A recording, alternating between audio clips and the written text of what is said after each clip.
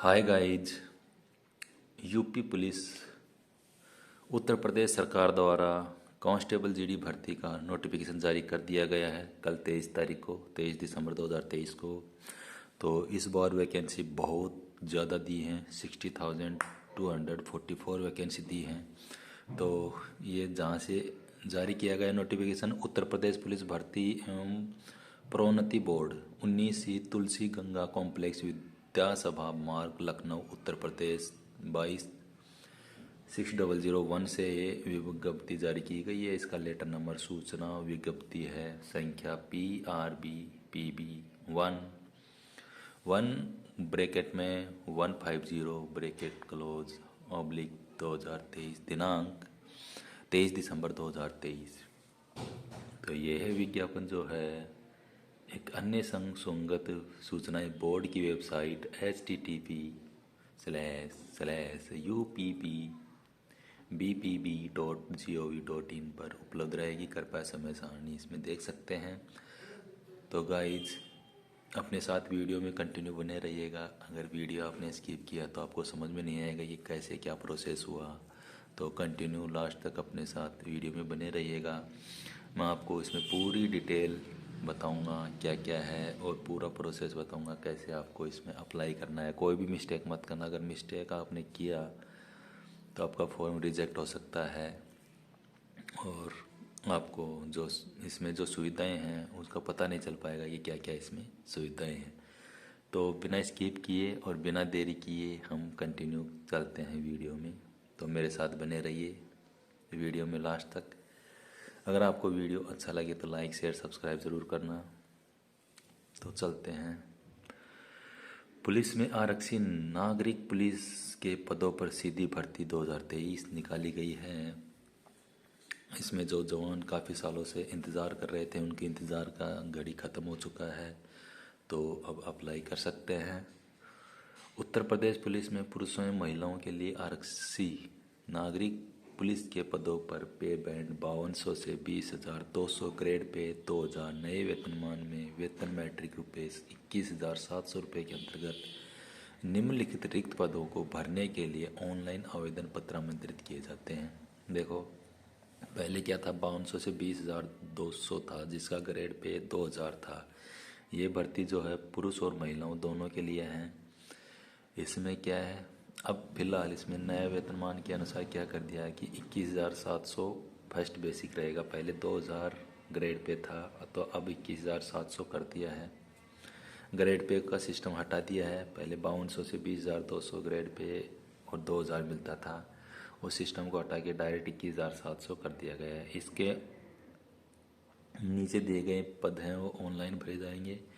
इन पदों की संख्या क्या रहेगी, अनारक्षित श्रेणी के जवान जो हैं उनके लिए 24,102 पद है। EWS के लिए 6,024 पद है। अन्य पिछड़ा वर्ग के लिए 16,264 पद हैं।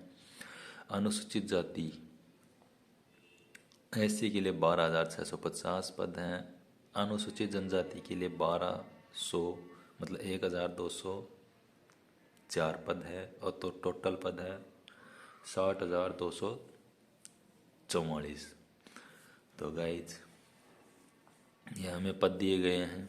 देखो 60,244 वैकेंसी बहुत होती है, एक स्टेट में है, पूरा सेंटर में तो है नहीं, अकेले एक स्टेट के लिए बहुत वैकेंसी होती है। तो ये जवानों के लिए बहुत ही अच्छा ऑफर है एक तरह का कि जो अभी काफ़ी सालों से इंतज़ार कर रहे थे उनके लिए बहुत अच्छी अपॉर्चुनिटी है। और जो पहले से तैयारी कर रहे हैं उनको तो इतना हार्ड नहीं पड़ेगा। तो ओवरएज होने वाले हैं उनके लिए अच्छा ऑफर है। तो चलते हैं नेक्स्ट पॉइंट में क्या दे रहा है कि आरक्षी नागरिक पुलिस के पद पर भर्ती है तो पुरुष और महिला दोनों अभ्यर्थी पात्र होंगे, मतलब पुरुष और महिला दोनों ही इसके लिए पात्र हैं। नेक्स्ट पॉइंट दिया है कि परीक्षा के पूर्व किसी भी समय रिक्तियों की संख्या परिवर्तित की जा सकती है। भर्ती किसी भी समय या भर्ती के किसी स्तर पर बिना कोई कारण बताए निरस्त की जा सकती है। ये भर्ती में रिक्तियाँ मतलब जो वैकेंसी है वो कम ज़्यादा भी की जा सकती है और भर्ती को निरस्त भी किया जा सकता है बिना नोटिफिकेशन के। इसके लिए हम दावा नहीं कर सकते कि हम ये भर्ती निकली थी इसको कैंसिल कर दिया, हमें ये चाहिए वो चाहिए, तो हम इसके लिए कोई दावा नहीं कर सकते हैं। नेक्स्ट पॉइंट दिया है कि आवेदन कैसे कब करना है, कि ऑनलाइन आवेदन शुल्क जमा प्रारंभ की तिथि। ऑनलाइन जो आवेदन जो शुरू होगा वो 27 दिसंबर से स्टार्ट होगा। ऑनलाइन आवेदन जमा करने की अंतिम तिथि 16 जनवरी 2024 तक दिया है, मतलब 20 दिन का लगभग समय दिया है। इसमें आप ऑनलाइन अप्लाई कर सकते हैं 27 दिसंबर से, और लास्ट तारीख होगी, अंतिम तारीख होगी 16 जनवरी, मतलब तभी तक आपको फीस भी जमा करनी है 16 तक ही। शुल्क समायोजन आवेदन संशोधन की अंतिम तिथि, अगर कुछ उसमें आवेदन में कुछ प्रॉब्लम हो गई हो या करेक्शन गलत हो गया हो तो आप 18/1 तक इसको आप अंतिम तारीख रहेगी, तब तक आप करेक्शन कर सकते हैं। उसके बाद कोई करेक्शन नहीं होगा और न ही आपका फॉर्म एक्सेप्ट किया जाएगा। आवेदन शुल्क है, इस भर्ती प्रक्रिया के लिए आवेदन शुल्क ₹400 निर्धारित किया गया है। इस भर्ती प्रक्रिया में शुल्क क्या है, ₹400 निर्धारित किया गया है। तो नेक्स्ट चलते हैं, इसमें क्या क्या आपको अर्हताएँ होनी चाहिए। राष्ट्रीयता मतलब भारतीय होना चाहिए। क्या है, भर्ती के लिए आवश्यक है कि अभ्यर्थी क में है भारत का नागरिक हो, या ख में तिब्बती शरणार्थी हों जो भारत में स्थायी निवास के अभिप्राय से पहले 1 जनवरी 1962 के पूर्व भारत आया हो। या मतलब पहला तो है कि भारतीय तो कंपलसरी होना चाहिए, अगर भारतीय नहीं है तो तिब्बती जो लोग हैं जो जनवरी 1962 के पूर्व भारत आए थे, तिब्बती लोग जो जनवरी 1962 से पहले भारत आए थे। मतलब ये नहीं है कि आप इसमें उत्तर प्रदेश के ही अप्लाई कर सकते हैं, इसमें ऑल इंडिया के ही कार्मिक जो हैं भर्ती कर सकते हैं। ये नहीं है कि आप उत्तर प्रदेश के हैं तो उत्तर प्रदेश वाले इसमें भर्ती करेंगे, अप्लाई करेंगे। तो ये ऑल इंडिया के लिए है, कोई भी किसी भी स्टेट का कार्मिक इसमें अप्लाई कर सकता है। और इसके साथ वो भी कार्मिक जो तिब्बत से 1 जनवरी 1962 से पहले भारत में आ चुके हैं। और इसके बाद थर्ड नंबर भी है, भारतीय उद्भव का ऐसा व्यक्ति हो जिसने भारत में स्थायी निवास करने के लिए अभिप्राय से पाकिस्तान, म्यांमार, श्रीलंका या किसी अन्य पूर्वी अफ्रीका देश, केन्या, युगांडा और यूनाइटेड रिपब्लिक ऑफ तंजानिया, पूर्ववर्ती तांगानिया का और जांजिबार से प्रजनन किया हो।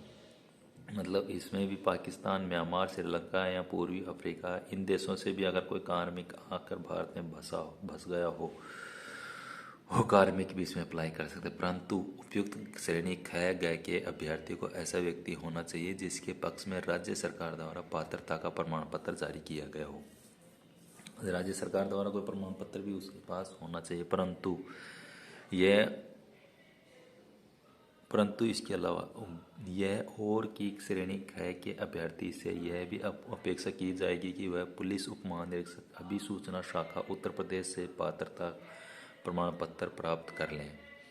और जो कार्मिक बाहर से आ रखे हैं उनके लिए यह भी है कि वह अभिसूचना DIG पुलिस अभिसूचना शाखा उत्तर प्रदेश में पात्रता का एक प्रमाण पत्र उनको लेना पड़ेगा। परंतु यह भी है कि यदि कोई अभ्यर्थी उपयुक्त श्रेणी घ का हो तो पात्रता का प्रमाण पत्र 1 वर्ष से अधिक अवधि के लिए जारी नहीं किया जाएगा, और ऐसे अभ्यर्थियों को 1 वर्ष से अवधि के आगे सेवा में इस शर्त पर रहने दिया जाएगा कि वह भारत की नागरिकता प्राप्त कर ले। अगर कोई कार्मिक, ये जो वहाँ पर प्रमाण पत्र मिलेगा आपको अभिसूचना शाखा से, इंफॉर्मेशन ब्रांच से, तो आपको इसमें 1 साल का दिया जाएगा। और जब आप भर्ती होगे तो उस टाइम आपको एक प्रमाण पत्र देना होगा कि आप भारत के नागरिकता प्राप्त कर लेंगे। एक ये प्रमाण पत्र रहेगा कि आप हमेशा भारत में रहेंगे और भारत की नागरिकता अपनाएंगे। इसमें क्या टिप्पणी भी दी गई है कि ऐसे अभ्यर्थियों को जिसके मामले में पात्रता का प्रमाण पत्र आवश्यक हो किंतु वह न तो जारी किया गया हो और न देने से इनकार किया गया हो, किसी परीक्षा में सम्मिलित किया जा सकता है और उसे इस शर्त पर अनंत रूप से नियुक्त भी किया जा सकता है कि आवश्यक प्रमाण पत्र उसके द्वारा निर्धारित समय सीमा में प्राप्त कर लिया जाए या उसके पक्ष में जारी कर दिया गया हो। किसी को अगर पात्रता का प्रमाण पत्र न भी जारी कर दिया गया हो और इनकार कर दिया गया हो तो लेकिन जब भर्ती का प्रमाण पत्र जब भर्ती होगी उस टाइम उसको इसका प्रमाण पत्र देना होगा कि वह भारत में ही रहेगा, नागरिकता ले लेगा। इसमें शैक्षणिक अर्हता क्या रहेगी, इसे एजुकेशन क्या रहेगा कि भारत में विधि द्वारा स्थापित बोर्ड द्वारा 10वीं 12वीं कक्षा उत्तीर्ण या सरकार द्वारा मान्यता प्राप्त उसके समकक्ष अर्हता होनी आवश्यक है। वह किसी भी भारतीय बोर्ड से, ऑल इंडिया में किसी भी बोर्ड से 10वीं और 12वीं कक्षा पास किया होना आवश्यक है। इसमें क्या, आवेदन करते समय अभ्यर्थी को अपेक्षित शैक्षणिक अर्हता अवश्य धारित करनी चाहिए तथा उसके अंक तालिका तथा प्रमाण पत्र तत्समय उसके पास उपलब्ध होने चाहिए। अपेक्षित शैक्षिक अर्हता हेतु परीक्षा में सम्मिलित हुए अपीयर्ड एंड सम्मिलित होने वाले अपीयरिंग अभ्यर्थी पात्र न होंगे। तो नेक्स्ट है आवेदन पत्र में प्रदर्शित शैक्षिक अर्हता की यथार्थता, शुद्धता एवं समकक्षता को सिद्ध करने के लिए अभिलेखीय साक्ष्य प्रस्तुत करने दायित्व अभ्यर्थी का होगा। इस संबंध में बोर्ड का निर्णय अंतिम होगा। अगर उसको एजुकेशन में पास हुआ नहीं हुआ, इसकी शुद्धता कार्मिक को खुद को करनी है। अगर कार्मिक के पास ऐसा कोई दस्तावेज नहीं पाया गया तो उसका बोर्ड निर्णय लेगा कि उसको क्या करना चाहिए। अधिमानी अर्हताएं क्या हैं, अन्य बातों के समान होने पर ऐसे अभ्यर्थियों को अधिमान प्रेफरेंस दिया जाएगा जिसने एक DOACC NIELT सोसाइटी से कंप्यूटर में O स्तर का प्रमाण पत्र प्राप्त किया हो। या एजुकेशन के अलावा ये भी आप देंगे तो आपको इसको प्राथमिकता दी जाएगी। दूसरा है प्रादेशिक सेना में न्यूनतम 2 वर्ष की अवधि तक की सेवा की हो। तीसरा है राष्ट्रीय कैडर को और B प्रमाण पत्र प्रस्तुत किया हो। तो ये तीनों बिंदुओं पे हैं। इसके अनुसार कोई प्रमाण पत्र अगर आपके पास है तो उनको पहले प्राथमिकता दी जाएगी। उसके बाद आयु क्या है, भर्ती के लिए आवश्यक है कि उम्र एज क्या रहेगी। नंबर 1, पुरुष अभ्यर्थी ने दिनांक 1/7/23 को 18 वर्ष की आयु प्राप्त कर ली हो और 22 वर्ष की आयु प्राप्त नहीं की हो, अर्थात अभ्यर्थी का जन्म 2 जुलाई 2001 से पूर्व तथा 1 जुलाई 2005 के बाद नहीं होना चाहिए। देखो इसमें आयु सीमा निर्धारित की गई है कि 1 जुलाई 2023 को कार्य के 18 वर्ष पूर्ण कर ली गई हो। 1 जुलाई 2023 को 18 वर्ष पूरी कर ली हो। महत्वपूर्ण पॉइंट यही है। और 22 वर्ष की आयु प्राप्त नहीं की हो, मतलब 18 से 22 के बीच का होना चाहिए। और उसका जन्म 2 जुलाई 2001 से लेके पूर्व से तथा 1 जुलाई 2005 के बाद का नहीं होना चाहिए। मतलब 2 जुलाई 2001 से पहले का कार्मिक पैदा नहीं हुआ हो और 1 जुलाई 2005 के बाद का पैदा नहीं होना चाहिए। उसको अप्लाई नहीं किया जाएगा, अंडर एज रहेगा। दूसरा पॉइंट में क्या दिया, महिला अभ्यर्थी के लिए दिया है कि 1 जुलाई 2023 को 18 वर्ष की आयु प्राप्त कर ली हो। मतलब अंडर आयु 18 वर्ष तो सेम ही है, 1 जुलाई 2023 तक 18 वर्ष होनी चाहिए। और 25 वर्ष की आयु प्राप्त नहीं की हो, मतलब इनको छूट दी है कि 25 वर्ष से तक अभ्यर्थी ज़्यादा नहीं होनी चाहिए। अभ्यर्थी का जन्म 2 जुलाई 1998 से पूर्व, मतलब 2 जुलाई 1998। अगर आप 1 जुलाई 1998 के हैं तो भी आप पात्र नहीं हैं, तथा 1 जुलाई 2005 के बाद का नहीं होना चाहिए। और अगर आप 2 जुलाई 2005 के भी हैं तो आप इसमें पात्र नहीं होंगे। तो ये दिया गया। परंतु अन्य पिछड़ा वर्ग, अनुसूचित जाति, अनुसूचित जनजाति और ऐसी अन्य श्रेणियों की अभ्यर्थी केवल उत्तर प्रदेश के मूल निवासी, केवल उन्हीं के लिए जो उत्तर प्रदेश के मूल निवासी हैं। जो OBC, SC, ST और अदर बैकवर्ड क्लासेज हैं, उन अभ्यर्थी जो कि केवल उत्तर प्रदेश के हैं, उन्हीं को आयु में सीमा में छूट दी जाएगी। एतर्थ प्रवर्त शासन आदेश जो कि शासन के अनुसार मान्य होगी, बोर्ड और प्रशासन के अनुसार जो मान्य होगी वही इसमें छूट के अनुसार पात्र होंगे। चरित्र है कि अभ्यर्थी का चरित्र ऐसा होना चाहिए कि वह सरकारी सेवा में सेवा योजना के लिए सभी प्रकार के उपयुक्त हो सके। नियुक्त प्राधिकारी द्वारा इस संबंध में अपना समाधान किया जाएगा। चरित्र प्रमाण पत्र क्या है कि चरित्रकार में करेक्टर अच्छा होना चाहिए कि किसी सरकारी मतलब कोई सरकारी संपत्ति को नुकसान वगैरह नहीं पहुंचाया हो, या कोई केस नहीं हो किसी प्रकार का, कोई ऐसा उपदंड ना किया हो, किसी प्रकार का अपराध नहीं किया हो। जैसे देखिए, संघ सरकार या किसी राज्य सरकार या किसी स्थानीय प्राधिकारी द्वारा या संघ सरकार या किसी राज्य सरकार के स्वामित्वाधीन या नियंत्रणाधीन किसी निगम या निकाय द्वारा पदच्युत व्यक्ति सेवा में किसी पद पर नियुक्ति के लिए पात्र नहीं होंगे। नैतिक अधमता के किसी अपराध के लिए दोष सिद्ध व्यक्ति भी सेवा में किसी पद पर नियुक्ति के लिए पात्र नहीं होंगे। मैंने बताया था ना, किसी से गवर्नमेंट सरकार की संपत्ति या किसी प्रकार का उसको पद दिया गया हो, उससे बर्खास्त किया गया हो, वह कार्य के इसमें पात्र नहीं होंगे। वैवाहिक का स्तर क्या है? Marital status. नियुक्ति के लिए ऐसा पुरुष अभ्यर्थी पात्र न होगा जिसके एक से अधिक पत्नियां जीवित हों, या ऐसी महिला अभ्यर्थी पात्र न होंगी जिन्हें ऐसे पुरुष विवाह किया हो जिसका पूर्व से एक पत्नी जीवित हो।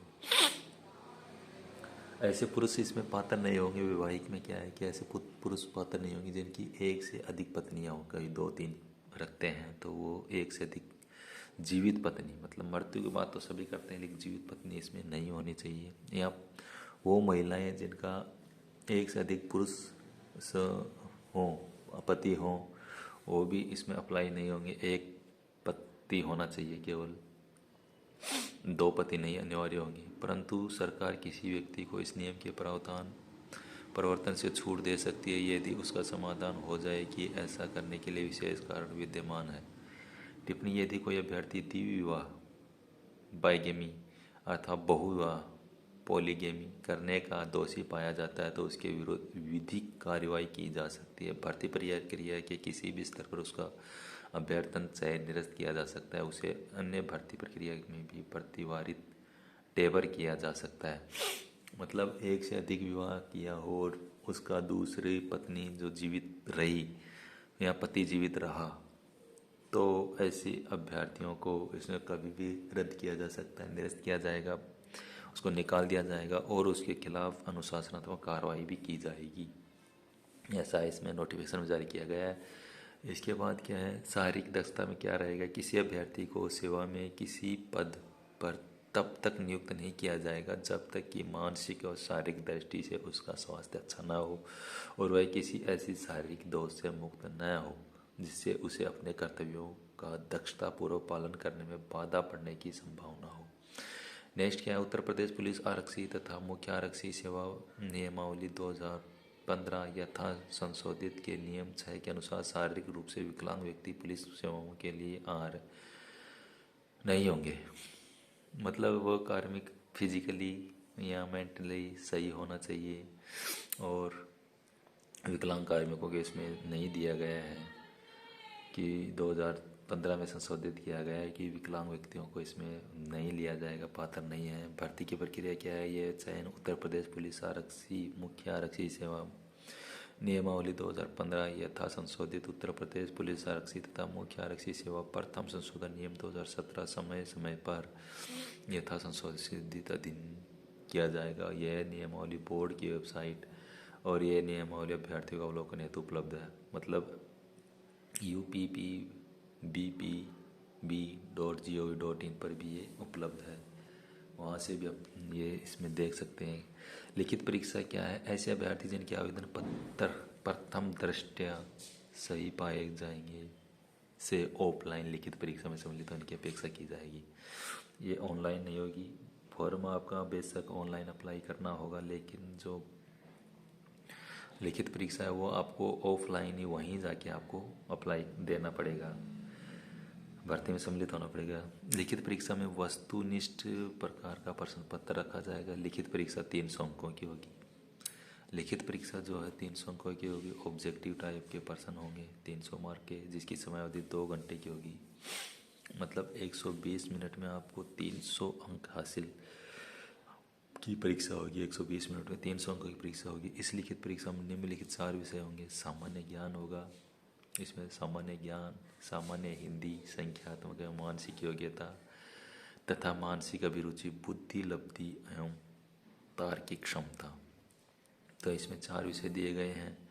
4 विषय में आपका क्या क्या रहेगा देखो।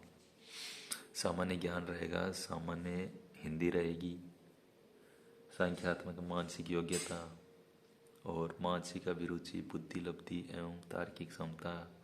अभ्यर्थी को लिखित परीक्षा में गलत उत्तर देने के लिए ऋणात्मक अंक प्रदान किए जाएंगे। माइनस मार्किंग भी है गाइस इसमें। इस लिखित परीक्षा में कुल 150 प्रश्न होंगे, जिनमें प्रत्येक सही उत्तर के लिए 2 अंक निर्धारित किए गए। देखो 300 अंक का है, 150 प्रश्न होंगे, 150 क्वेश्चन होंगे और एक सही उत्तर का आपको 2 अंक निर्धारित किया गया है। आरक्षी भर्ती की नियमावली के अनुसार उक्त भर्ती में अभ्यर्थी के प्रत्येक गलत उत्तर के लिए -0.5 ऋणात्मक अंक प्रदान किए जाएंगे। तो गाइज 0.5 अंक अगर एक आदमी का एक क्वेश्चन गलत हुआ तो 0.5 ऋणात्मक अंक प्रदान किया जाएगा। तो जो समझ में आई वही क्वेश्चन करना है, जो समझ में नहीं आया उसको नहीं करना है। कोशिश ये करना है कि आप पास हो जाओ, अनावश्यक भरने से कोई फायदा नहीं है। तो नेक्स्ट चलते हैं। लिखित परीक्षा OMR आधारित परीक्षा प्रणाली के अनुसार संपन्न कराई जाएगी। लिखित परीक्षा का पाठ्यक्रम परिशिष्ट 1 पर संलग्न है। पाठ्यक्रम जो एक नेक्स्ट अपना अपेंडिक्स 1 आएगी उस पर है, और परीक्षा जो OMR में आपको भरनी है वैसे लिखित नहीं है कि आपको काफ़ी लिखना पड़े। अभ्यर्थी की संख्या के अनुसार लिखित परीक्षा का एक ही दिनांक को एकल पाली में अथवा एक से अधिक पाली में अथवा एक से अधिक दिनांकों को विभिन्न प्रश्न पत्र के साथ विभिन्न पालियों में कराई जाएगी। अगर अभ्यर्थियों की संख्या कम हुई तो उन्हें एक ही दिनांक को और पहली पारी में ही करवा दिया जाएगा। अगर अभ्यर्थियों की संख्या ज़्यादा रहती है तो उसको सेकंड पारी में या अन्य दिनांकों को भी करवानी पड़ सकती है। लिखित परीक्षा एक से अधिक पालियों से में अथवा एक से अधिक दिनांकों को विभिन्न पालियों में विभिन्न प्रश्न पत्रों के साथ संचालित कराए जाने की दशा में ऐसी परीक्षाओं में सम्मिलित होने वाले अभ्यर्थियों द्वारा प्राप्त अंकों को पर सामान्यकरण नॉर्मलाइजेशन हेतु बोर्ड द्वारा पर सामान्यकरण नॉर्मलाइजेशन प्रक्रिया का प्रकाशन विषयक सूचना विज्ञप्ति संख्या PBRB 1/155/2023 दिनांक 18/12/2023 में निहित प्रक्रिया अपनाई जाएगी। और ये है कि न्यूज़पेपर में भी दिया गया है 18/12/23 का जो न्यूज़पेपर है उसमें भी ये लिखित परीक्षा के उपरांत बोर्ड द्वारा उत्तर कुंजी प्रकाशित की जाएगी। और जब आपकी ये परीक्षा हो जाएगी उसके बाद उत्तर कुंजी आंसर की भी पब्लिश की जाएगी तथा प्रश्नों उत्तर विकल्पों के बारे में अभ्यर्थी से आपत्तियां आमंत्रित की जाएंगी, जिस पर अभ्यर्थी अपनी आपत्तियां ऑनलाइन प्राप्त कर सकते हैं। यदि कोई प्रश्न या उसका उत्तर विकल्प त्रुटिपूर्ण पाए जाते हैं तो ऐसे प्रश्नों को निरस्त कर दिया जाएगा और उन निरस्त प्रश्नों के अंकों का वितरण माध्यमिक उच्च न्यायालय इलाहाबाद में रिट याचिका संख्या 2669 MB 2019 पवन कुमार अग्रहरी बनाम उत्तर प्रदेश लोक सेवा आयोग में स्थापित व्यवस्था के अनुसार निम्न सूत्र के अनुसार किया जाएगा। यदि कोई प्रश्न गलत हो गया, उत्तर गलत हो गया और वह मतलब कभी कभी क्या होता है कि प्रश्न गलत छप जाता है या उसका जो एबेस है जो होता है ऑब्जेक्टिव टाइप वाले वो उसमें कुछ गलत छप जाता है तो उसका जो अंक है वो उसका एक पहले याचिका दायर की गई थी 2009 में पवन कुमार अग्रहरी के द्वारा। याचिका 2669 पवन कुमार अग्रहरी बनाम उत्तर प्रदेश लोक सेवा आयोग के सूत्र के अनुसार मतलब उस टाइम एक सूत्र जारी किया गया ताकि उसका अंक कैसे कार्मिकों को दिया जाएगा। तो सही उत्तर क्रॉस निर्धारित अंक सही प्रश्न की संख्या, सही उत्तर x निर्धारित अंक उसका क्या निर्धारित अंक था और उस सही प्रश्न की संख्या कितनी। लिखित परीक्षा के लिए वितरित प्रक्रिया का अवधारण बोर्ड द्वारा किया जाएगा और इसे यथासमय बोर्ड की वेबसाइट पर प्रदर्शित किया जाएगा। और जो लिखित परीक्षा होगी उसको ऑनलाइन आपको देख सकते हैं। लिखित परीक्षा OMR उत्तर पत्रक पर होगी। प्रत्येक प्रश्न के उत्तर हेतु 4 विकल्प होंगे। ये तो सभी में होता है। अभ्यर्थी को उनमें से किसी एक विकल्प को चुनना है जो प्रश्न का सही उत्तर होगा। 4 विकल्प आपके सामने होंगे, आपको वही उत्तर चुनना जो सही है। अगर रॉन्ग चुनेंगे तो आपको 0.5% मार्क काट लिया जाएगा। OMR उत्तर पत्र की 3 प्रतियां होंगी। OMR की 3 प्रतियां इसमें दी जाएंगी, जिनमें से मूल प्रति भार्य एजेंसी, द्वितीय प्रति बोर्ड तथा तृतीय प्रति अभ्यर्थी की होगी। अभ्यर्थी द्वारा मूल प्रति अपने साथ लेकर चले जाने पर उसका अभ्यर्थन स्वतः निरस्त समझा जाएगा। अगर कोई कार्मिक OMR की जो मेन कॉपी अपने साथ ले जाता है तो उसका जो लिखित परीक्षा का है वो कैंसिल कर दिया जाएगा। इसलिए अपना ओरिजिनल कॉपी अपने साथ न लेकर आएँ। लिखित परीक्षा अभिलेखों की समीक्षा एवं शारीरिक मानक परीक्षण एवं शारीरिक दक्षता परीक्षा के प्रवेश पत्र यथा समय बोर्ड की वेबसाइट पर उपलब्ध होंगे। ये वेबसाइट दी गई है UPPPB.go.in पर ये उपलब्ध होगी और अभ्यर्थी उसे स्वयं डाउनलोड कर सकते हैं। इसमें चौथा पॉइंट दिया है कि लिखित परीक्षा जो अभिलेखों की समीक्षा, शारीरिक मानक परीक्षण तथा शारीरिक दक्षता परीक्षा की तिथियां, समय की सूचना यथा समय बोर्ड को वेबसाइट पर प्रदर्शित की जाएगी। अभिलेखों की समीक्षा, शारीरिक मानक परीक्षा, documents verification, physically standard test, DV and PST लिखित परीक्षा में सफल पाए गए जो उस परीक्षा में पास होंगे उन्हीं अभ्यर्थियों का समीक्षा शारीरिक मानक प्रशिक्षण में सम्मिलित होने की अपेक्षा की जाएगी। कुल रिक्तियों की संख्या को दृष्टिगत रखते हुए बोर्ड द्वारा योग्यता के आधार पर एवं राज्य की आरक्षण नीति के अनुसार इस परीक्षण के लिए बुलाए जाने वाले अभ्यर्थियों की संख्या का निश्चित किया जाएगा। नंबर है इसमें डॉक्यूमेंट्स वेरिफिकेशन क्या रहेगा। लिखित परीक्षा में अभ्यर्थी द्वारा प्राप्त कुल अंकों के आधार पर राज्य की आरक्षण नीति के अनुसार एक श्रेष्ठता सूची तैयार की जाएगी। इस श्रेष्ठता सूची में स्थान प्राप्त करने वाले अभ्यर्थियों को पात्रता आयु में शिथिलता, अभ्यर्थी द्वारा अपनी आरक्षण श्रेणी लंबवत श्रेणी 30 के दाएं दावे की पुष्टि करने वाले अभ्यर्थियों को प्रमाण पत्र अनिवार्य एवं अधिमानी अर्हता आदि के संबंध में सुसंगत अभिलेखों के साथ अभिलेखों की समीक्षा एवं शारीरिक मानक परीक्षण दल के समक्ष उनके अभिलेखों की समीक्षा एवं शारीरिक मानक परीक्षण के लिए बुला जाएगा, जिसके संबंध में बोर्ड की वेबसाइट के माध्यम से सूचित अभ्यर्थियों के लिए प्रदर्शित की जाएगी। वह अभ्यर्थी अपना प्रवेश पत्र बोर्ड की वेबसाइट से डाउनलोड कर सकेंगे।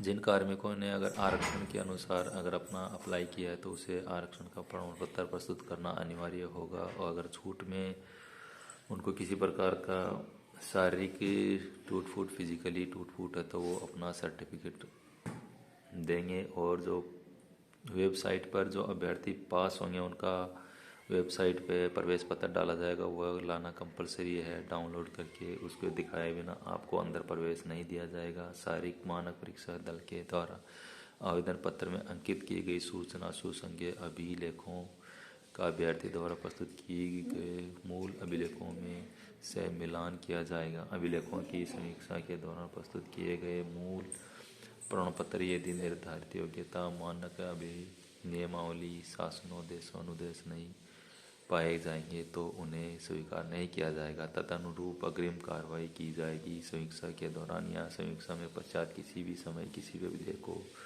छल साधित, गलत या कुटरीसित पाए जाने की दशा में आवेदक का अभ्यर्थन बोर्ड द्वारा निरस्त कर दिया जाएगा। वह आवश्यकता अनुसार अभ्यर्थी के विरुद्ध विधि अनुसार कार्रवाई की जाएगी। कोई अभ्यर्थी अगर उक्त प्रमाण पत्रों में गलत पाया गया तो उसके खिलाफ अनुशासनात्मक कार्रवाई की जाएगी कि वो आगे भी इस किसी प्रकार की भर्ती नहीं देख पाएगा। इसमें शारीरिक मानक फिजिकली स्टैंडर्ड टेस्ट के लिए के लिए पुरुष अभ्यर्थी की न्यूनतम शारीरिक दक्षता निम्न अनुसार होगी। ऊंचाई सामान्य अन्य पिछड़ा वर्गों अनुसूचित जातियों के पुरुष अभ्यर्थियों के लिए न्यूनतम 168 सेंटीमीटर होना चाहिए। SC/ST के जो कार्मिक हैं उनके लिए 168 सेंटीमीटर होना चाहिए और अनुसूचित जनजाति के पुरुष अभ्यर्थियों के लिए न्यूनतम आयु 160 सेंटीमीटर होना चाहिए। ST के पुरुष अभ्यर्थी उनके लिए 160 सेंटीमीटर हाइट होनी चाहिए और सीना चेस्ट रहेगा। सामान्य यानी पिछड़ा वर्गों के अनुसूचित जाति के अभ्यर्थियों के लिए न्यूनतम सीना का माप 79 सेंटीमीटर बिना फुलाए और कम से कम 84 सेंटीमीटर फुलाने पर जो SC/ST और OBC के अभ्यर्थी हैं उनके लिए सीना जो है 79 सेंटीमीटर बिना फुलाए और उससे ज़्यादा 84 सेंटीमीटर से अधिक 84 सेंटीमीटर तक होना चाहिए, 79 से 84 सेंटीमीटर। और जो अनुसूचित जनजाति के अभ्यर्थी ST के जो कार्मिक हैं उनको 77 सेंटीमीटर बिना फुलाए और 82 सेंटीमीटर फुलाने पर होना चाहिए। टिप्पणी न्यूनतम 5 सेंटीमीटर का फुलाव अनिवार्य है। जिन कार्मिकों का 5 सेंटीमीटर से कम फुलाव है उनको इसमें पार्टिसिपेट नहीं किया जाएगा और न ही उन्हें भर्ती में शामिल किया जाएगा। तो 5 सेंटीमीटर फुलाव अवश्य होना चाहिए सीने में। महिला अभ्यर्थियों के लिए न्यूनतम शारीरिक मानक निम्नवत है। ऊंचाई उसकी सामान्य अन्य पिछड़ा वर्गों की अनुसूचित जाति की महिलाओं के अभ्यर्थियों के लिए न्यूनतम आयु 152 सेंटीमीटर होनी चाहिए। जो जनरल OBC और SC की महिलाएं उनके लिए 152 सेंटीमीटर हाइट होनी चाहिए और अनुसूचित जनजाति की महिला अभ्यर्थियों के लिए न्यूनतम आयु 147 सेंटीमीटर। ST कास्ट की जो महिलाएं उनके लिए 147 सेंटीमीटर हाइट होनी चाहिए। वजन महिलाओं अभ्यर्थियों के लिए न्यूनतम 40 kg वजन होना चाहिए।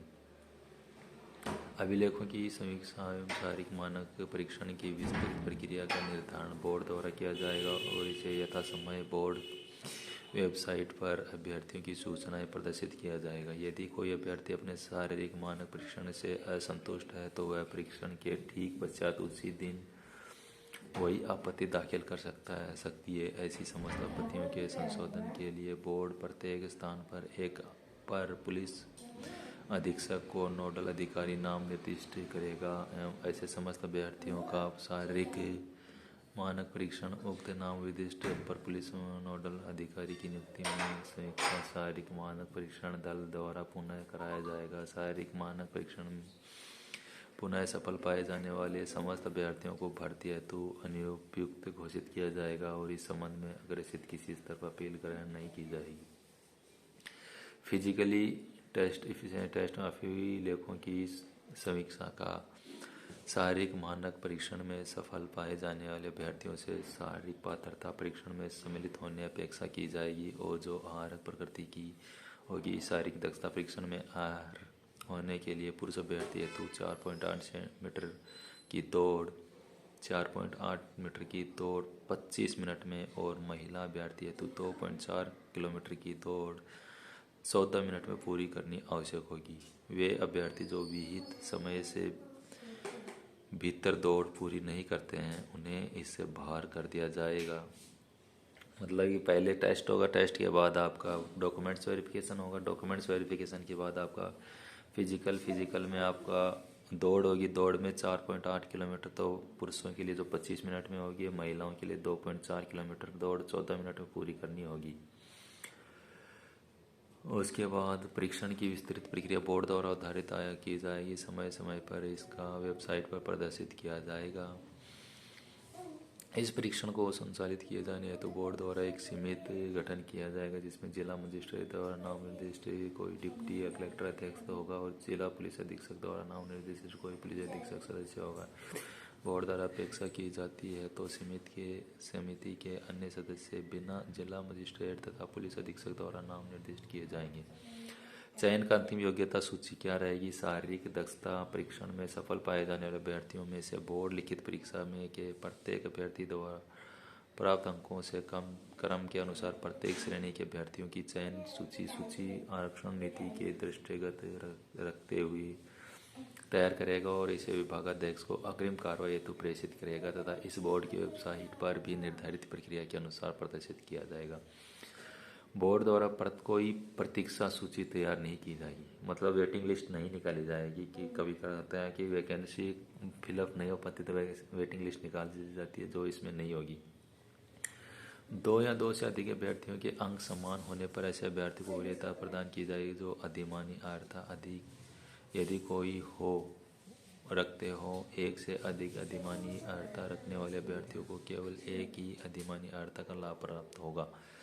इसके बाद भी यदि 2 या 2 से अधिक अभ्यर्थी के अंक समान हो तो अधिक आयु वाले अभ्यर्थी को अधिमान प्रदान किया जाएगा। ये सही बात है कि 2 सेम नंबर आ गए, सेम ही उसकी क्वालिफिकेशन है, लेकिन जो जिसकी एज उम्र ज़्यादा होगी उसे वरीयता पहले दी जाएगी। यदि उपयुक्त विचारों के बाद भी दो या दो से अधिक अभ्यर्थियों के अंक एक समान हो या अभ्यर्थी के दिमाग का आहरण हाई स्कूल प्रमाण पत्र उल्लेखित उनके नामों के अंग्रेजी वर्णमाला के क्रम के अनुसार होगी। अगर उसकी आयु भी सेम हुई, नंबर भी सेम हुए, तो उनको क्या किया जाएगा कि जो उनके नाम हैं उनके अनुसार वरीयता दी जाएगी। आरक्षण आयु सीमा में छूट। लंबवत 37 आरक्षण है केवल उत्तर प्रदेश में मूल निवासी अभ्यर्थियों को ही अनुमन्य है। महिलाओं के लिए आरक्षण उत्तर प्रदेश शासन के कार्मिक अनुभाग 2 के शासनादेश संख्या ये अनुदेश दिया गया है 26/2/99 का और शासनादेश है 9/1/2007 का और उन्हें संशोधित किया गया है 26/2019 में निहित व्यवधानों के अनुसार अनुमय होगा। महिलाओं को प्रदत्त उक्त आरक्षण माध्यमिक उच्च न्यायालय के आदेश दिनांक 16/1/2019 के विरुद्ध उत्तर प्रदेश शासन द्वारा दायर विशेष अपील डी संख्या 475/2019 में माध्यमिक उच्च न्यायालय द्वारा पारित होने वाले अंतिम निर्णय के अधीन होगी। इस प्रकार उत्तर प्रदेश में राज्याधीन लोक सेवाओं के पदों पर सीधी भर्ती के प्रक्रम पर महिलाओं के आरक्षित पदों पर चयन के समय सभी महिलाएं अभ्यर्थियों को विचार में लिया जाएगा। अनुसूचित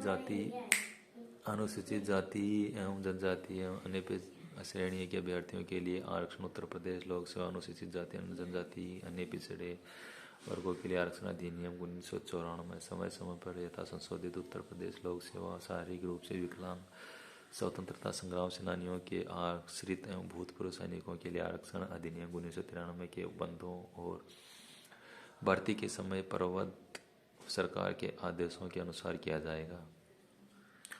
और नेक्स्ट दिया है कि उत्तर प्रदेश के मूल निवासी अभ्यर्थियों के लिए आर्थिक रूप से कमजोर वर्गों के लिए आरक्षण 10%। उत्तर प्रदेश लोक सेवा आर्थिक कमजोर वर्ग के लिए आरक्षण अधिनियम 2020 दिनांक 31/2020 के अनुसार किया जाएगा। उत्तर प्रदेश के जो निवासी हैं, मूल निवासी हैं, उन्हें वीकर का कमजोर वर्ग का जो आरक्षण दिया गया उसमें 10% छूट दी जाएगी, जो कि 31/8/2020 शादी आर्थिक रूप से कमज़ोर हैं, EWS के अंतर्गत आते हैं। उन अभ्यर्थियों को परिवार के समस्त स्रोतों वेतन, कृषि, व्यापार, व्यावसायिक आदि से आवेदन करने के वर्ष से पूर्व वर्ष की आय 8 लाख रुपए से कम है और जो आर्थिक रूप से कमज़ोर वर्ग हैं 10% आरक्षण दिया जाएगा। जिन कार्मिकों की आय एक वर्ष में 8 लाख से कम है पूरे परिवार की, उनको EWS के तहत 10% की छूट दी जाएगी। होमगार्ड के आरक्षण शासनादेश संख्या 71 तो इसमें ये शासनादेश है 25 जनवरी 1995 के अनुसार अनुमान्य होंगे। होमगार्ड के जो कैंडिडेट हैं उनको 25 जनवरी 1995 को दिए गए अनुदेश के अनुसार मान्य होंगे। अनुसूचित जाति, अनुसूचित जनजाति यानी पिछड़ा वर्गों के अभ्यर्थियों को उत्तर प्रदेश के मूल निवासी होने चाहिए। जो उत्तर प्रदेश से बाहर के हैं उनको SC ST में लागू नहीं होगा और आरक्षण अधिक आयु सीमा में अनुसार छूट। वर्टिकल आरक्षण क्या रहेगा? अनुसूचित जाति के प्रतिशत 21% रहेगा। सुसंज्ञा अधिनियम शासन इसका जो अनुदेश है शासनादेश है उत्तर प्रदेश लोक सेवा अनुसूचित जाति, अनुसूचित जनजाति, पिछड़ा वर्गों के आरक्षण अधिनियम 1994 में था। अधिकतम आयु सीमा में छूट 5 वर्ष होगी। प्रमाण पत्र प्रारूप जाति प्रमाण पत्र प्रारूप 1 जो इसमें संलग्न है। प्रमाण पत्र देने वाले सक्षम अधिकारी कौन कौन रहेगा कि जिलाधिकारी, अतिरिक्त जिलाधिकारी, सिटी मजिस्ट्रेट, उप जिला मजिस्ट्रेट, तहसीलदार, जिला समाज कल्याण अधिकारी के द्वारा जारी किया गया अवकाश सर्टिफिकेट होना चाहिए। और अनुसूचित जनजाति के लिए 2 साल की छूट रहेगी। उत्तर प्रदेश सेवा अनुसूचित जाति, अनुसूचित जनजाति और पिछड़ा वर्ग के लिए देखो प्रतिशत 2% में इसमें छूट दी जाएगी। अनुसूचित जनजाति के लिए जो उत्तर प्रदेश के ही होना चाहिए, अधिनियम 1994 का संशोधित होना चाहिए, 5 वर्ष की छूट दी जाएगी। और जाति प्रमाण पत्र 1 जो वही जिलाधिकारी, अतिरिक्त जिलाधिकारी, सिटी मजिस्ट्रेट, उप जिलाधिकारी मजिस्ट्रेट, तहसील, जिला समाज कल्याण द्वारा जारी किया गया हो। और अन्य पिछड़ा वर्ग को 27% का आरक्षण दिया जाएगा जो कि उत्तर प्रदेश के ही निवासी होना चाहिए, जो कि अधिनियम 1994 के यथा संशोधित। उन्हें भी 5 वर्ष की छूट दी जाएगी। OBC के लिए 27% आरक्षण है और उन्हें भी 5 वर्ष की छूट दी जाएगी। और उनके लिए जाति प्रमाण पत्र प्रारूप 2 दिया गया है, जो कि जिला अधिकारी, अतिरिक्त जिला अधिकारी, सिटी मजिस्ट्रेट उक्त वही सेम जारी किया गया हो। 37 हॉरिजेंटल आरक्षण क्या रहेगा? इस स्वतंत्रता संग्राम का सेनानी, मतलब कोई शहीद कार्मिक हो, उनका पहले जो स्वतंत्रता संग्राम सेनानी जो आश्रित हों, मतलब कि आर्मी से रिटायर्ड हैं या पैरामिलिट्री से रिटायर्ड हैं। आर्मी से रिटायर वालों को 2% और उत्तर प्रदेश के निवासी होना चाहिए। और भूतपूर्व सैनिकों के आरक्षण अधिनियम 1993 के तहत दिया जाएगा। इसमें आयु की छूट नहीं दी जाएगी। प्रमाण पत्र इनको प्रारूप डिफेंस फोर्स का एक सर्टिफिकेट होता है, वो प्रमाण पत्र इसमें 3 दिया गया है, जो जिलाधिकारी द्वारा जारी किया गया होना चाहिए। भूतपूर्व सैनिकों के लिए 5% छूट दी जाएगी। एक्समैन जो है उनको 5% छूट दी जाएगी। और स्वतंत्रता संग्राम सेनानी की आश्रित दिव्यांग भूतपूर्व सैनिकों के लिए आरक्षण अधिनियम 1993 के तहत इनको भी 3 वर्ष की छूट दी जाएगी। यूनिट डिस्चार्ज प्रमाण पत्र होना चाहिए, डिस्चार्ज सर्टिफिकेट इनके पास होना चाहिए। और इनका जो प्रमाण पत्र रहेगा सक्षम सैन्य अधिकारी यूनिट प्रभारी द्वारा जारी किया गया होना चाहिए। होमगार्ड के केवल पुरुषों के लिए जो होमगार्ड के हैं उनको 5% आरक्षण दिया जाएगा, जो शासन का आदेश है 25/1/1995 के तहत। इनको आयु में कोई छूट नहीं होगी। होमगार्ड में 3 वर्ष या अधिक की निरंतर सेवा का प्रमाण पत्र उनके पास होना चाहिए। होमगार्ड में वह 3 साल तक सेवा की हो, इससे ज़्यादा। और वह जिला कमांडेंट होमगार्ड का एक सर्टिफिकेट साथ में लगाएंगे। महिलाओं के लिए 20% का छूट है, जो शासनादेश 26/2/99 और संशोधित 9/1/2007 और उसके बाद एक और संशोधित किया गया 26/9/2019 में निहित प्रावधानों के अनुसार ही छूट दी जाएगी। आयु में कोई छूट नहीं है।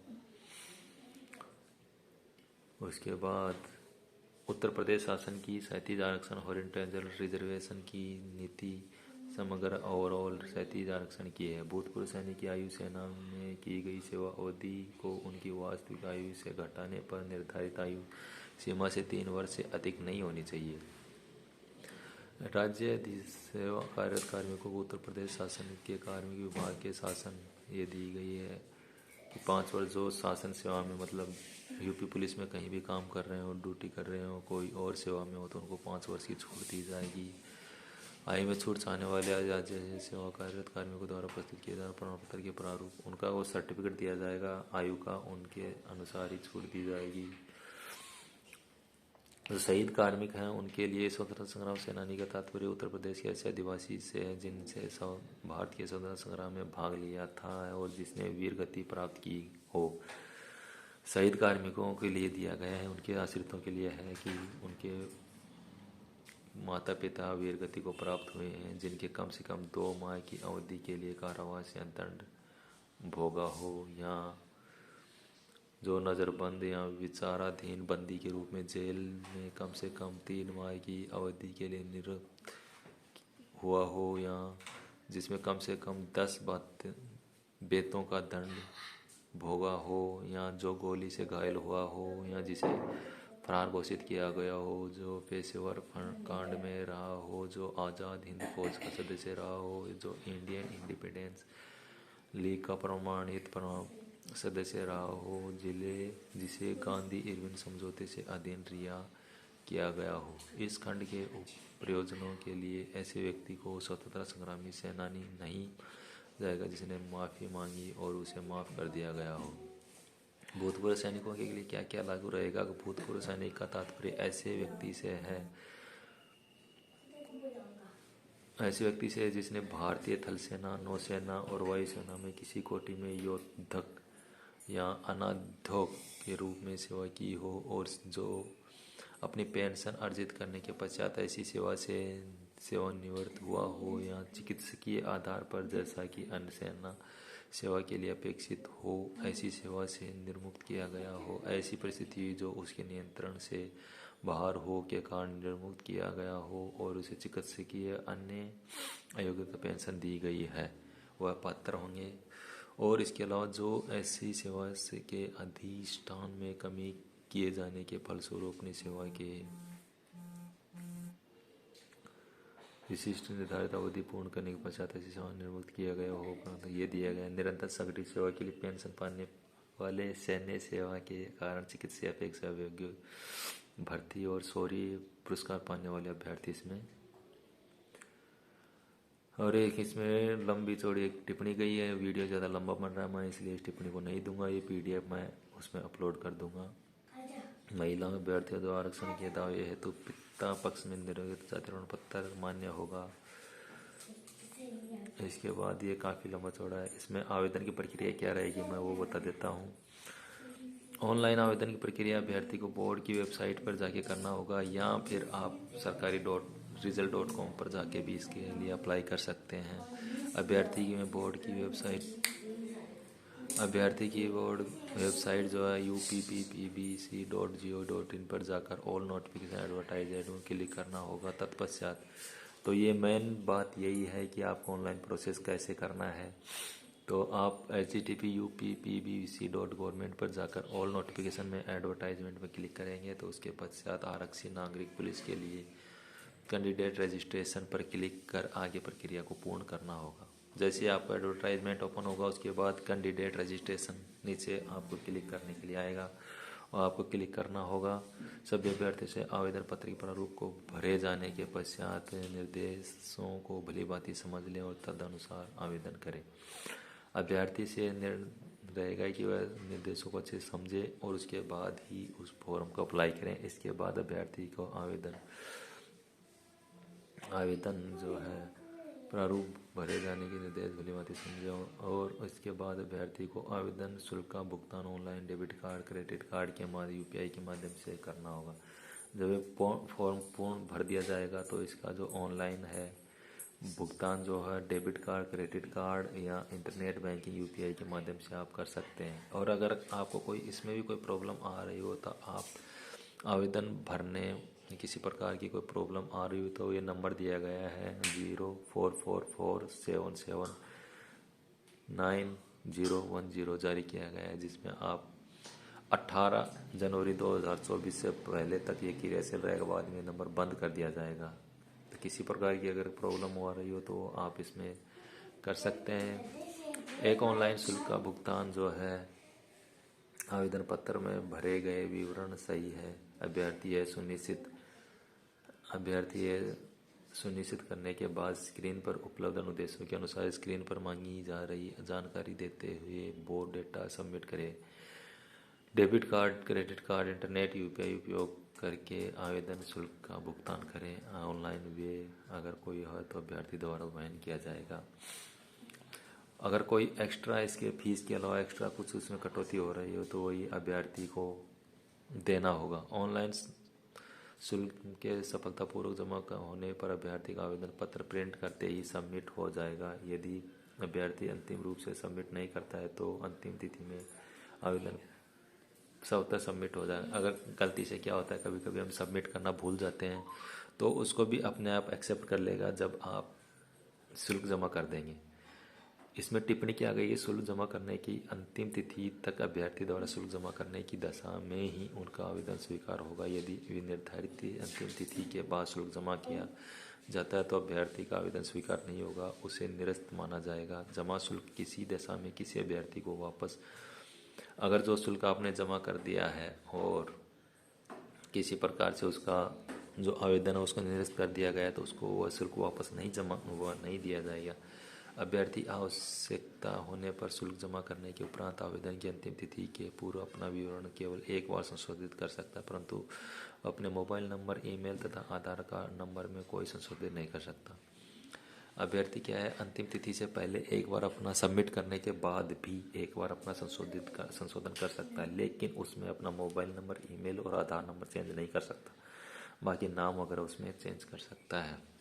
आवेदन की अंतिम तिथि के बाद उसमें किसी प्रकार परिवर्तन संशोधन हेतु कोई अनुरोध बोर्ड द्वारा स्वीकार नहीं किया जाएगा। अतः अभ्यर्थी इस प्रयोजन हेतु बोर्ड से कोई पत्राचार न करे। तो अभ्यर्थी जो इसमें अंतिम दिनांक जो 18 जनवरी के बाद आप इसमें कुछ भी चेंज नहीं कर सकते हैं, कोई भी बदलाव नहीं किया जाएगा। और उसके बाद आप किसी प्रकार का पत्राचार नहीं कर सकते हैं। शैक्षणिक आरक्षण से संबंधित अन्य प्रमाण पत्रों को डिजी लॉकर के माध्यम से अपलोड करना। अभ्यर्थियों से अपेक्षा की जाती है कि वे आवेदन पत्र के साथ संलग्न किए जाने वाले शैक्षणिक आरक्षण संबंधी आयु में छूट संबंधित तथा अन्य सभी प्रमाण पत्र जो कि डिजी लॉकर पर उपलब्ध हों उन्हें डिजी लॉकर के माध्यम से ही अपलोड करें। जो प्रमाण पत्र डिजी लॉकर उपलब्ध हैं उनकी प्रति स्कैन करके अपलोड करें। फोटोग्राफ में हस्ताक्षर। आवेदन पत्र में अन्य सूचनाओं के अतिरिक्त फ़ोटो और हस्ताक्षर अलग अलग अपलोड करना होगा। कभी कभी क्या होता है कि फ़ोटो और हस्ताक्षर एक खींच के और उसी में अपलोड कर दिया जाता है, वो सही नहीं होगी। अभ्यर्थी अपनी रंगीन फ़ोटो आवेदन में उल्लिखित निर्धारित आकार न्यूनतम 20 KB तथा अधिकतम 50 KB तथा हस्ताक्षर न्यूनतम 5 KB से अधिक 20 KB से अधिक की नहीं होनी चाहिए। रंगीन फ़ोटो होना चाहिए, ब्लैक एंड वाइट नहीं चलेगा। वैसे होता नहीं आजकल ब्लैक एंड वाइट। और जिसकी न्यूनतम 20 KB और अधिक 50 KB से ज़्यादा नहीं होनी चाहिए। हस्ताक्षर जो है न्यूनतम 5 KB से और अधिकतम 20 KB के बीच में ही होना चाहिए। ये भी ध्यान रखने वाली बात है कि रंगीन फ़ोटो नवीनतम होनी चाहिए। और ये भी नहीं है कि बचपन की फ़ोटो इसमें लगा दी जाए रंगीन, ऐसा नहीं है। रंगीन फ़ोटो का आकार 35 मिलीमीटर मतलब 1.4 इंच बाई 45 मिलीमीटर मतलब 1.75 इंच का होना चाहिए, जिसमें फ़ोटो का लगभग 70% भाग चेहरे से आच्छादित हो। सेवारत अभ्यर्थियों की फ़ोटो में कोई वर्दी धारित नहीं होनी चाहिए। अभ्यर्थी का फोटोग्राफ निम्न मानक के अनुसार अनुरूप होना चाहिए। अगर कोई होमगार्ड का है या किसी सेवा में है और वह यूनिफॉर्म की फ़ोटो डालता है तो वो मान्य नहीं होगी। चेहरे की छवि स्पष्ट दिखाई देनी चाहिए। चेहरे पर अत्यधिक चमक छाया नहीं होनी चाहिए। चेहरे पे जो हम कैप वगैरह लगाते हैं, मास्क वगैरह लगाते हैं, वो नहीं होना चाहिए, एकदम साफ। नामांकन के लिए फ़ोटो 6 महीने के भीतर लिया होना चाहिए। फ़ोटो जो है अब अप्लाई किया गया है तो आप फ़ोटो जुलाई के बाद का ही होना चाहिए, जुलाई से पहले का नहीं चलेगा। सफ़ेद या हल्के ग्रे रंग की सादी पृष्ठभूमि आवश्यक है। ठुड्डी से शिखर तक साफ दिखता हो, मतलब ठुड्डी से लेके ऊपर हेड तक पूरा साफ दिखना चाहिए। तटस्थ अभिव्यक्ति, मुंह बंद आंखें खुली होनी चाहिए। मुंह बंद होना चाहिए और आंखें खुली होनी चाहिए। चेहरे के दोनों किनारे, दोनों कान साफ दिखते हुए, दोनों कान साफ दिखने चाहिए। कैमरे पर सीधी नज़र होनी चाहिए। चश्मा पहनने की स्थिति में आंखें साफ दिखनी चाहिए और गला संगीन नहीं होना चाहिए। अगर कोई कार्मिक चश्मा लगाता है तो उसके आंखें जो उसके दिखनी चाहिए। ग्लास रंगीन वाला ग्लास नहीं चलेगा। फ़ोटो में टोपी मफलर आदि धारण नहीं करना चाहिए। अगर फ़ोटो में टोपी मास्क वगैरह नहीं लगा होना चाहिए। इसी प्रकार अभ्यर्थी 3.5 सेंटीमीटर चौड़ा और 1.5 सेंटीमीटर लंबे कागज़ के टुकड़े पर काली स्याही से पूर्ण हस्ताक्षर बनाकर JPG के प्रारूप में स्कैन करेंगे, जिसका आकार 5 KB से अधिक तथा 20 KB से कम होना चाहिए। और एक कागज़ का टुकड़ा लेंगे 3.5 सेंटीमीटर चौड़ा और 1.5 सेंटीमीटर लंबा, और उसे ब्लैक स्याही से आपको सिग्नेचर करने हैं, जो कि JPG और JPEG के प्रारूप में स्कैन करना होगा, जो कि 5 KB से अधिक और 20 KB से कम की होनी चाहिए। उपयुक्त स्पेसिफिकेशन के युक्त फ़ोटो हस्ताक्षर निर्धारित आकार में स्कैन करके फ़ोटो अपलोड नहीं किया जाता है तो आवेदन पत्र स्वीकार। अगर फ़ोटो और हस्ताक्षर अपलोड नहीं किया जाता है उक्त मान के अनुसार तो आपका ये आवेदन रद्द कर दिया जाएगा। आवेदन प्रक्रिया के अन्य महत्वपूर्ण बिंदु क्या हैं? ऑनलाइन आवेदन की प्रक्रिया में अभ्यर्थी प्रथम चरण में अपना पंजीकरण करेंगे। ऑनलाइन आवेदन में क्या है कि प्रथम में अपना पंजीकरण करेंगे। द्वितीय चरण ऑनलाइन शुल्क भुगतान करेंगे। तीसरे चरण में शुल्क जमा करेंगे और बोर्ड की वेबसाइट पर आकर अपना आवेदन पूर्ण विवरण साथ भरकर जमा करेंगे। अभ्यर्थीगण के निर्देश दिए जाते हैं कि उनके द्वारा केवल, ये वीडियो काफ़ी लंबा बन रहा है, इसमें काफ़ी नोटिफिकेशन दिया हुआ है, आप इसमें पढ़ सकते हैं। भर्ती की प्रक्रिया संबंध महत्वपूर्ण क्या है, इसमें दिया गया है कि आरक्षण किसी प्रकार का परिवर्तन किया जा सकता है, किसी झूठा सर्टिफिकेट नहीं होना चाहिए और कहीं से बर्खास्त किया हुआ नहीं से कोई छुपाव करेगा तो उसको निरस्त कर दिया जाएगा। इसके बाद कहीं से भगोड़ा नहीं होना चाहिए किसी भर्ती में हो और उसके बाद भगोड़ा हो या किसी प्रकार का उसके ऊपर केस चल रहा हो या अनुसूचित जाति जो 1993 के अधिनियम जो दिया गया है उसके अनुसार ही वह अनुसूचित जनजाति का प्रमाण पत्र करेगा और अंतिम बोर्ड का होगा, जो भी बोर्ड निर्धारित करेगा वही पात्र होगा। उसके बाद एक लिखित परीक्षा में क्या क्या आएगा, सामान्य नॉलेज में क्या रहेगा, सामान्य विज्ञान, भारत का इतिहास, भारतीय संविधान, भारतीय अर्थव्यवस्था एवं संस्कृति, भारतीय कृषि, वाणिज्य, व्यापार, ये पूरा दिया गया है। हिंदी में क्या क्या रहेगा, देखो हिंदी में भी 6 प्रकार के चैप्टर रहेंगे। हिंदी, अन्य भारतीय भाषाएं, हिंदी व्याकरण, मौलिक ज्ञान, हिंदी वर्णमाला, तद्भाव, तत्सम, पर्यायवाची, विलोम, अनेकार्थ, वाक्यांश, स्थान, एक शब्द, ये हिंदी के रहेंगे। उसके प्रसिद्ध कवि, लेखक एवं की प्रसिद्ध रचनाएं भी होंगी हिंदी भाषा में, पुरस्कार और विविध। उसके बाद तीसरा होगा संख्यात्मक मानसिक योग्यता, न्यूमेरिकल एंड मेंटल एबिलिटी। क्या है संख्यात्मक योग्यता, न्यूमेरिकल एबिलिटी रहेगी, नंबर सिस्टम रहेगा, सिमिलरिफिकेशन होगा, डेसिमल एंड फ्रैक्शन। ये देखो मानक योग्यता मेंटल एबिलिटी होगा, ये आपको दिख रहा होगा, ये होगा। उसके बाद 4th नंबर पे क्या होगा कि मेंटल एबिलिटी होगी, IQ होगा, रीजनिंग एबिलिटी होगी। इसमें मेंटल एप्टीट्यूड में क्या होगा, aptitude toward the following, public interest, law and order, communal harmony, crime control, rule of law, ability of evidence.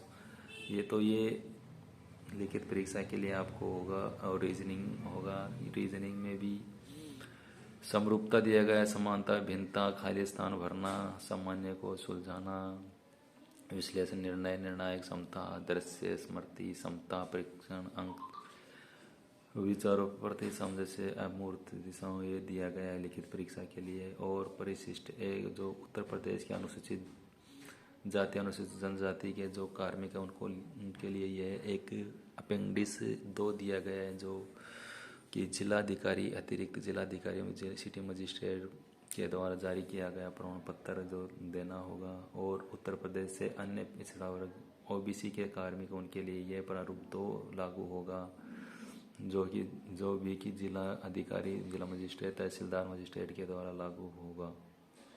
इसके बाद उत्तर प्रदेश में स्वतंत्रता सेनानी है उनके लिए प्रारूप 3 लागू होगा, शहीद कार्मिकों के। और उसमें जो हमने पहले पढ़े हैं उन कार्मिकों के लिए यह प्रारूप 3 लागू होगा, जो कि जिलाधिकारी की पूरा नाम, पद और मुहर के साथ होना अनिवार्य है।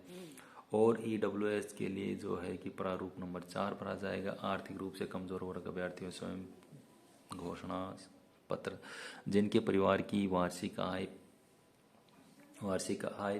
8 लाख से कम हो, 5 एकड़ एकीकृत भूमि अथवा उससे ऊपर, 1000 वर्ग फीट से अधिक क्षेत्रफल, फ्लैट, मतलब ये नहीं होना चाहिए उनके पास। अधिकतम नगरपालिका अंतर्गत 100 वर्ग गज का कोई प्लॉट नहीं होना चाहिए, अधिकतम नगरपालिका में इतर 200 वर्ग गज का कोई प्रमाण पत्र नहीं, कोई ज़मीन नहीं होना चाहिए।